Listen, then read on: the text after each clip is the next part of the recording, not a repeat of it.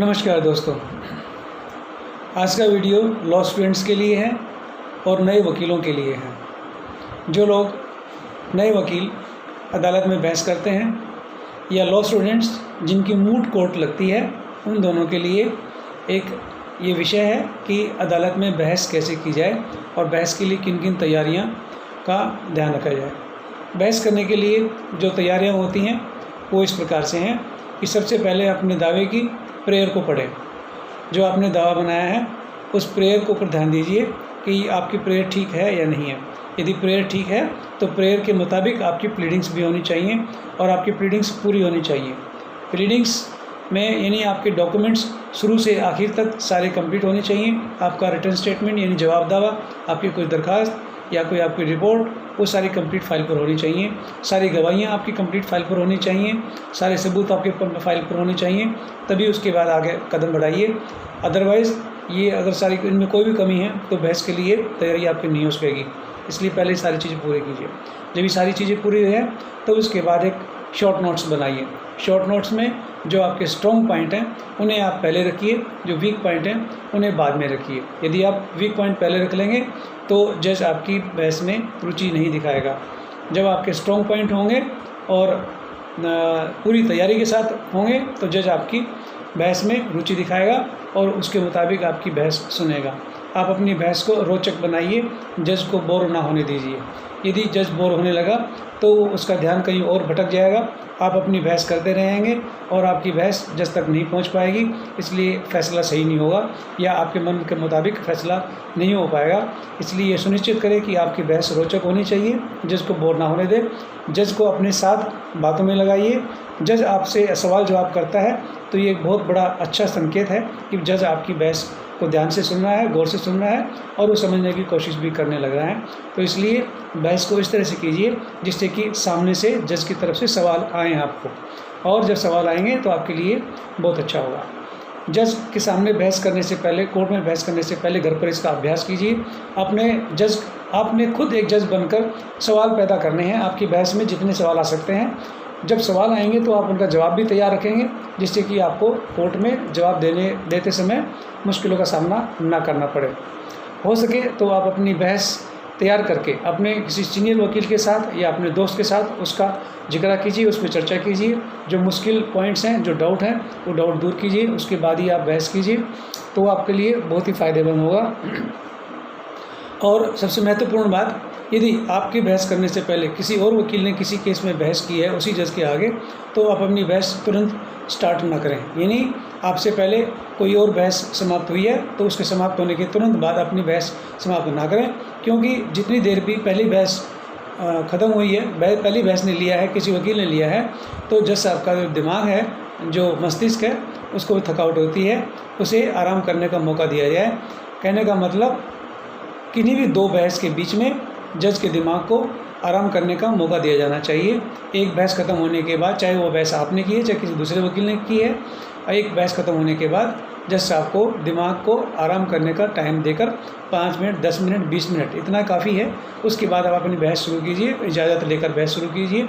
और यदि जज साहब भी आपको एक बहस ख़त्म होने के बाद तुरंत आपसे बोलें, आपको कहें कि आप अपनी बहस शुरू कीजिए, आज जज साहब से विनती करके टाइम ले लीजिए कि 5 मिनट, 10 मिनट का किसी भी बहाने से टाइम ले लीजिए, लेकिन 10 मिनट का उनके दिमाग को आराम करने का मौका ज़रूर दीजिए, जिससे कि वो आपकी बात को ग्रास्प कर सके, आपकी बात को पकड़ सके, ग्रहण कर सके और उस बात को अपने वो याद रख सके।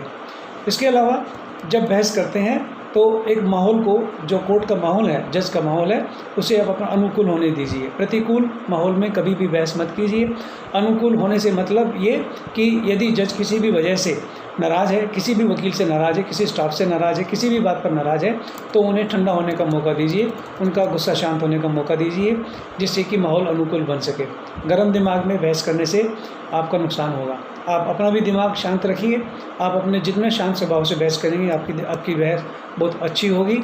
और जो आपके आसपास जो सुनने वाले बैठे हैं, दूसरे वकील हैं, पब्लिक है, सब आपकी बहस को अप्रिशिएट करेंगे, सराहेंगे। तो इसलिए जो कोर्ट का माहौल है उसे आप अपना अनुकूल रखिए और उसके अकॉर्डिंगली उसको बहस कीजिए।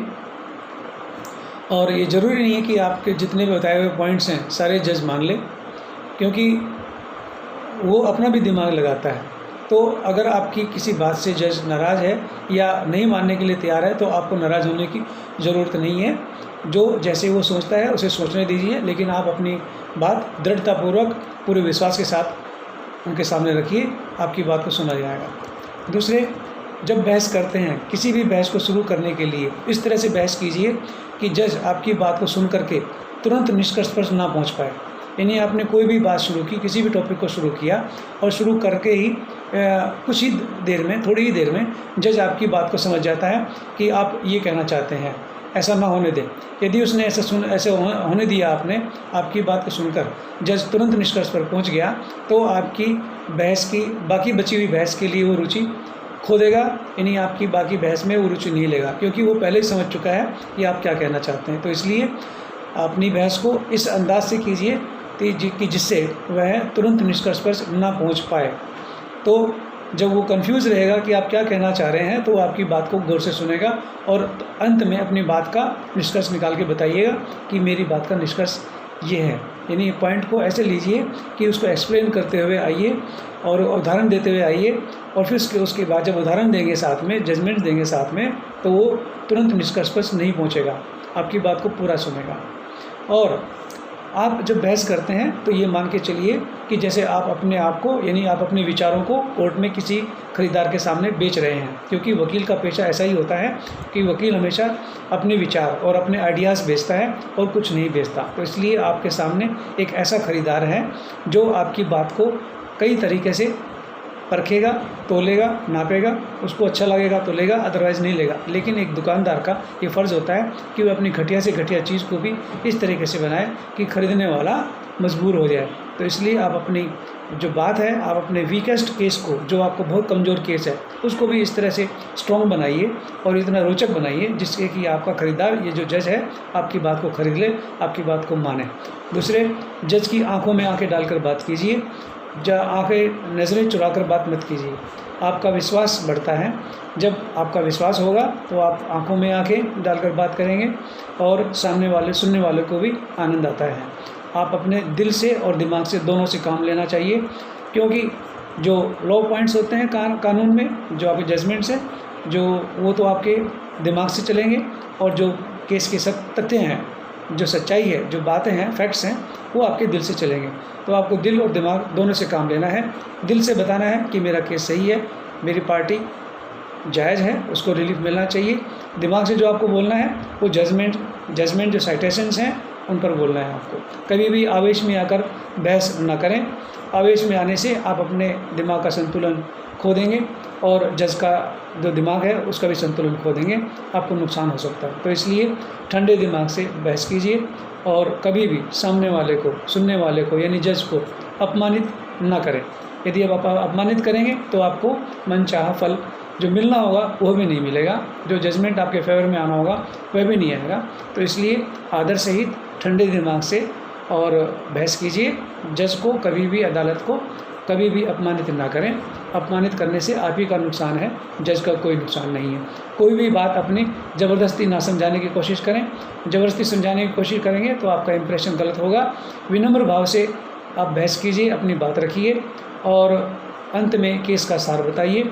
इससे आपको निश्चित फ़ायदा होगा। आज की वीडियो में इतना ही आपके लिए। और यदि मेरा वीडियो आपको अच्छा लगे तो अपने नए जो साथी हैं, लॉ स्टूडेंट्स हैं, जो वकील भाई हैं, उनके आगे फॉरवर्ड कीजिए, उनको साथ शेयर कीजिए, लाइक कीजिए, मेरे वीडियो को सब्सक्राइब कीजिए। मैं ऐसी वीडियो आपको देता रहूँगा। धन्यवाद। Thank you.